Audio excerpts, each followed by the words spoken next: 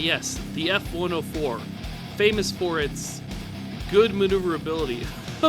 Wait, I'm sorry, what? No, it is not! Hello, I am Aoyalaipe, and I like to hop into top tier matches in War Thunder, and then personally kill the entire enemy team by myself. Welcome to my channel.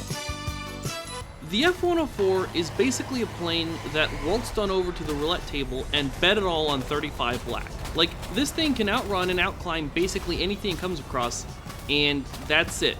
At a basic level, that's all there is to the plane. If you had a box labeled Boom and Zoom, there'd be a very happy F-104 inside. Now, there's of course more to this plane, and there are some advanced F-104 tactics you can use to wipe entire lobbies, but given how heavily this plane focuses on maxing out just a few key stats, that also means there are some very basic tactics you can apply to make the various F-104 variants probably the easiest jets to do okay with in War Thunder, particularly in TTAA. So let me quickly show you how to do that. I start by zoom climbing, then I dive down and shoot people as quickly as possible, in this case only one guy. Then I zoom climb away and hey look, now I'm all the way up here, no one can get me. Then I rinse and repeat. This tactic works regardless of whether or not your F-104 has flares, but I'm going to table the explanation of why because I go into a lot more detail on it later on in the video. The only tricky part here is having the self-control to break off and climb instead of turning after targets. You swoop down, shoot people, and then space climb, and that's it. If you do that, it is bloody hard to kill you, and really the only difficult skill here is having self-control, again, to not turn after targets you shouldn't turn after. So now you must be thinking, wait, do you just rinse and repeat this over and over again until the whole team is dead? No, it's a very safe way to kill people, but it's also a very slow way. So again, you can do pretty well with it, but you're not going to wipe the floor with the enemy team. No, wiping the floor with the enemy team is what I show you how to do now. Okay, so the nice thing about the F-104 is that the same basic tactics that work on one version tend to work on all other versions. The exception is the Italian F-104S TAF, F-104S. And this is great because there's a lot of F-104s. Most tech trees have at least one. In fact, together with the F-4 Phantom MiG-21, the F-104 is just one of those planes everyone gets. All tech trees get at least one of those three planes, and most get two. I already have multiple videos in the other two, so I figured it was time to at least make one about the F-104. Now, the Phantom and the MiG-21 are ubiquitous because they're just awesome in general. Everyone in the world wanted to buy one because they were just really good planes, you know, overall, all around. However, the F-104 by comparison is so ubiquitous because this jet is world famous for one thing and one thing only: bribery. Oh my god, the bribery.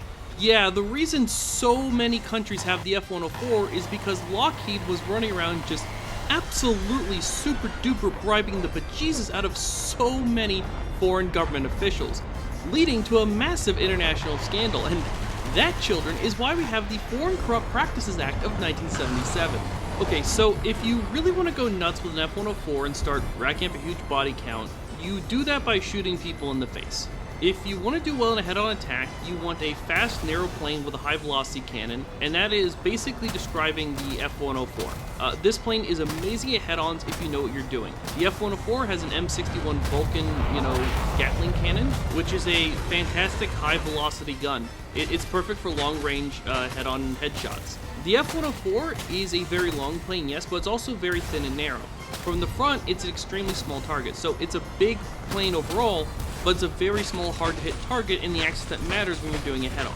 So all you have to do is fire from 2 kilometers or so, shoot a nice long burst, and then scoot out of the way. If you're still confused on the details and want to see some examples, I already made a guide on head-ons where, like, all of the background footage was just me flying right up to A-10s, shooting them in their big dumb faces, and then getting away with it. A-10s are very bad at head-ons. If that surprises you, go watch the video. I'll link it in the description. Because the F-104 cannot turn very well and definitely can't rate fight people, you have to take your targets as you find them. If they have a favorable orientation, like if they're pointing away, you can just fire an A9 into their engine, and if they have an unfavorable orientation, you just have to deal with it, and there's not much you can do about it other than shooting them with your gun. But that's not a huge problem because the gun is actually really good. So the high tier F-104s wind up being arguably the highest tier planes that will still rely quite heavily on their guns. If you are flying one of the Italian F-104s, or including this Turkish F-104 that's an Italian premium, you might have to choose between having two AIM-7 Sparrows or having a gun, since the plane can't carry both. And of those, you want to choose the gun 100%. The Sparrows are not reliable enough, especially in head-on, and if you're at an F-104, you really need a reliable way to hit someone from any aspect. Your only option for that is the gun. And to be clear, I'm talking about any aspect at close range. So if you get good with the gun, you can alternate between booming and zooming people with missiles, and then skulking around the mountains at high speed and low altitude, popping out of nowhere to ambush people with your Gatling cannon. There are so many tactics and strategies you can mix once you understand how all these things fit together. That unlocks the potential of the F-104. Now, you might think this means the F-104S TAF is really good because it gets all aspect AIM-9Ls, and you'd be wrong. That plane, like all F-104s, has a terrible radar warning receiver, and it isn't maneuverable enough to dodge good radar missiles anyways, which are very common at the F-104S TAF's battle rating. That means it can't operate at high altitudes, which is kind of the whole point of flying an F-104. And all that stuff I was saying a minute ago about hitting everyone at all aspect, that was why the green circle was so important for the F-104. I decided to use relatively old footage for this video because the green circle was kind of important, especially for the high tier F-104s, and I want to make sure I can show and explain it in case Gaijin never brings it back, which they could, I don't know.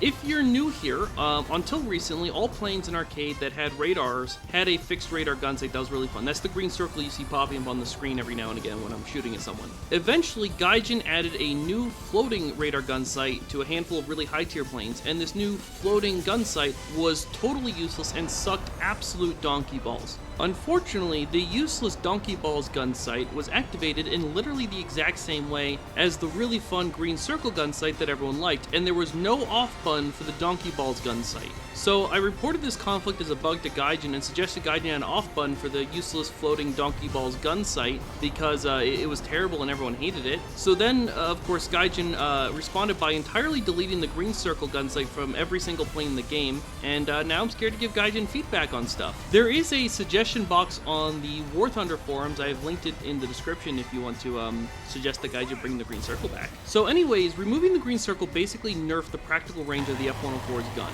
which is a problem because the gun is how you hit people at all aspects with this thing, and being able to hit someone at any aspect with this thing was already its weakest link. However, on lower tier F-104s like the American ones, for example, your targets are slower, so making long-range deflection shots can be done reliably with practice, even without the Green Circle. It's just not nearly as important. You can see this in action whenever I get around to making my T2 video, which is a Japanese plane that has the same gun and the same battle rating as the F-104A or C, and is overall actually basically just an F-104 but better. And that's actually the main reason I don't fly any of the F-104s that much, particularly anymore. You know, whenever I get the hankering to fly a low tier F-104, I'll be like, well, I mean, the T2 is a bit slower and a bit worse at flying, but it offers so much more capability. And whenever I get the hankering to fly a high tier F-104, I'll be like, well, I mean, the MiG-21 is a bit slower and a bit worse at climbing, but it offers so much more capability. And because I'm a YouTuber, Gaijin gives special powers to, I can always just fly those planes instead if I feel like it. And I actually did fly the F-104 quite a bit before I had the power to fly whatever I wanted.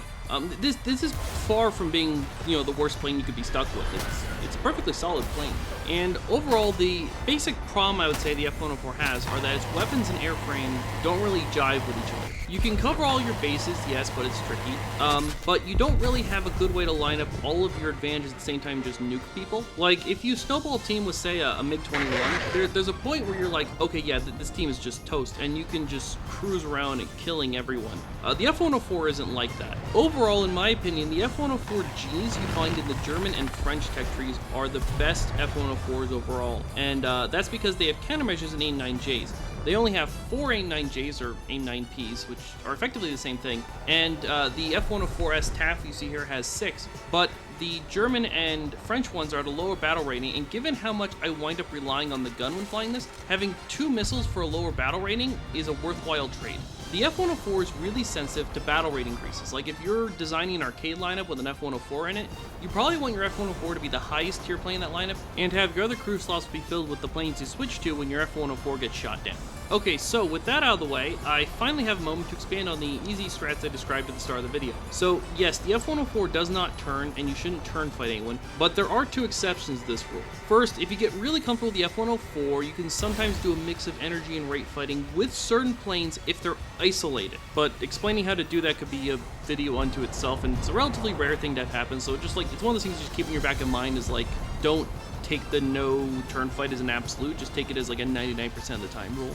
The second exception is if you use the temporary turns tactic I explained in this video, which I'll also link in the script. That video is just generally a much watched for playing TTA. If you're doing the stuff in that video, then you can make one pass on a turning target, but whether you hit or miss, you still got a space climb. Or duck behind a mountain if it's available so you interrupt their counterattack. Depends on how good their missiles are. The better their missiles are, the more likely you are to want to get behind a mountain. Okay, fine, I'll say it. Missiles don't go through mountains. Also, I've noticed that F-104 players are the ones that are by far the ones most likely to fall for the trick I talked about in that video that like people play on themselves. The other thing is that if you've ever fired, say, an R60 or an A9D, G, J, E, P, you know, what, Sidewinder or whatever, at an F-104 that doesn't flare maneuver, then you've probably been amazed at how often the missile won't hit them from like 2 kilometers away. Like again, they're not flaring maneuvering, 2 kilometer shot, 2.5 kilometer shot doesn't hit them. And that's because F-104s are really good at outrunning missiles.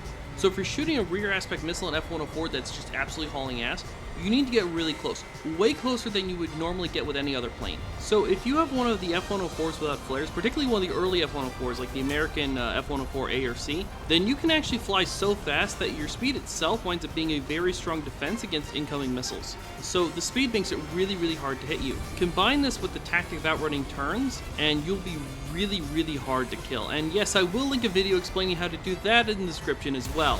There's a reason I made all those guides like 6 to 8 months ago that no one watched. It was so I wouldn't have to re-explain, you know, fundamental skills in every single video. That's also why my channel blew up after I finished making those, because, you know, then I could just focus on showing, you know, wild team wipes, and people tend to really like that. But, you know, I'm not going to leave you hanging if you actually want to learn how to play the game. Anyways, I now got an RTB because, you know, I'm out of gas. You know, 20 minutes usually isn't enough, but 30 minutes is always too long. And the reason I didn't just take, you know, say 25 minutes of fuel or whatever is I actually filmed this just before the variable fuel slider got added to the game. I definitely pulled this one out of the AOLIPay footage vault for sure. This plane was great for grinding, you know, the early Italian tech tree, you know, like the first few ranks. But I mean, hey, you know, there's a MiG-21 bis at the exact same battle rating and the exact same tech tree. I'm gonna fly that if I want to grind Italy, and that's actually what I did do. So anyways, if you don't have flares, then really the only thing that should give you any trouble are all aspect missiles, because if you're flying towards a missile, then your speed works against you, rather than helping you escape. And for the most part, that means you're worrying about A-10s, because A-10s have A9Ls at a low BR. Thankfully, however, A-10s are literally the easiest plane for an F-104 shoot down, because they're big, dumb, slow targets that are mostly flown by noobs who bought the plane on the mistaken belief it would be good. So the way you dodge A9Ls is you just kill all of the A-10s before they get a chance to shoot at you. Like, if you're diving on a pack of enemies, just kill the A-10 first. It's so easy. In fact, the first ever double-digit kill streak I ever went on was in the American F-104A right after the A-10 Premium got released. Man, I have so many fond memories of just doing really horrible things to A-10 players, and not just with the F-104, but with like lots of different planes. I mean, I've said this before, but the A-10 is the only plane where I've ever seen someone flying it beg for mercy in chat. And I've seen it happen, oh geez, maybe a half dozen times at this point. Like, it's not common, but it's not super rare either. And like, the thing is, you can't spare them even if you wanted to. They have AIM-9Ls, you have to kill them. Like, even if you are a merciful person, that plane is not eligible for mercy. You know, for the most part, that team dead, apart from a few stragglers I was about to kill anyways, or at least my team was. That team was circling the drain. You know, real bummer. It should have taken more gas, could have made it, yeah, probably get another 3, 4, 5 kills. Anyways, if you subscribe or ring the bell, you won't need to remember how to spell AOLIPay next time you want to watch one of my videos. And don't forget to like and comment to feed the algorithm.